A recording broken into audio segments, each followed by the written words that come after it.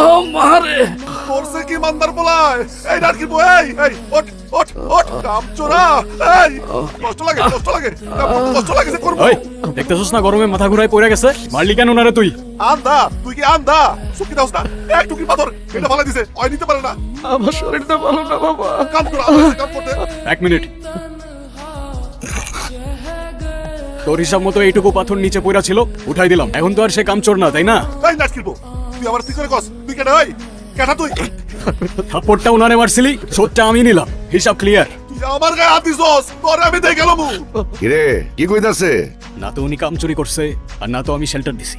যতগুলো অভিযোগ দিছে সব মিথ্যা আর বানোয়াট। সত্যি কথা হইতেছে, চাচার বয়স হয়েছে, কাজ করতে গিয়া রোদের মধ্যে মাথা ঘুরায় পড়ে গেছিল, সেই জন্য উনি চাচারে মারছে, আর বিনিময়ে আমি ওরে মারছি। সব হিসাব তো ক্লিয়ার হয়ে গেছে, এখানে বিচার বসার তো কোনো মানে দেখি না আমি। এই তুই কাল কি কস? তুই চিনস? হ্যাঁ, তোর মালিক। মালিক হইব তোর বাপের, আমার মালিক এক আল্লাহ, দ্বিতীয় কোনো মালিক এই জমিনে পয়দা হয় নাই আর হবে না। রংবাজি করস? তোর কলিজা কত বড় রে? ভাইজান আর আমি আপনার কাছে মাপ চাইতেছি। ওই ছোট মানুষ ভুল করে ফেলাইছে, ওরে মাফ করে দেন ভাইজান। তোর সব জ্ঞান জাম, আজকে তোরেই মারমু, এই মাটিতে তোরে পুঁততে না ভাইজান, মাফ করে দেন ভাইজান, মাফ করে দেন।